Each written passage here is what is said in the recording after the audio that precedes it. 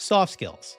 Things like communication, adaptability, and emotional intelligence are often seen as secondary to strategy. But here's the truth. You can have the best strategies in the world, but if you can't communicate and inspire, those strategies will fall flat. On the other hand, you develop the right soft skills. You don't just lead, you transform.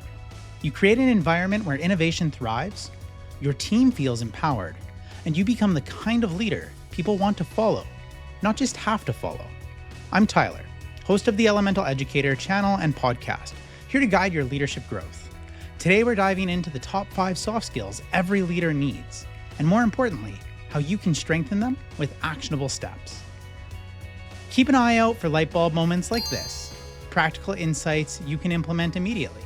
Let's jump right in. Soft skill number 1, emotional intelligence, or EQ, the foundation for understanding and managing both your emotions and the emotions of others. Leaders with high EQ navigate challenges calmly, diffuse tension, and build stronger connections with their teams. Without EQ, small conflicts can spiral, feedback feels like criticism, and key emotional cues from your team go unnoticed.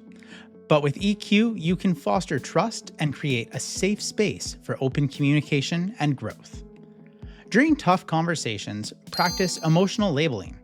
Name what you're feeling, like frustration or confusion, and encourage your team to do the same. This builds emotional awareness and diffuses tension. Before giving feedback, conduct an empathy check.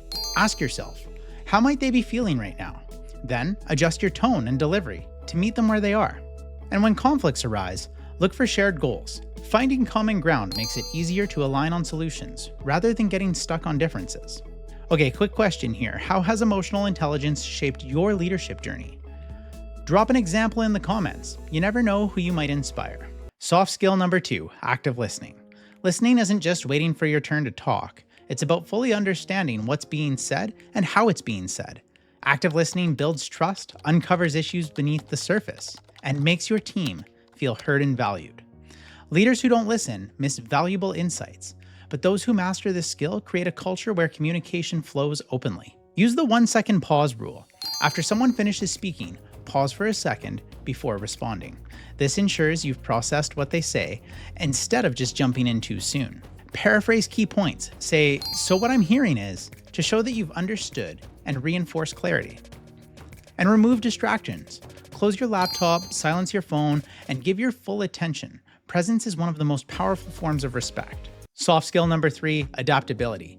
Change is constant. Whether it's a sudden priority shift or an unexpected crisis, your ability to adapt can make or break your effectiveness. Rigid leaders get stuck. Adaptable leaders, they're like water, adjusting, flowing, and moving forward without losing momentum.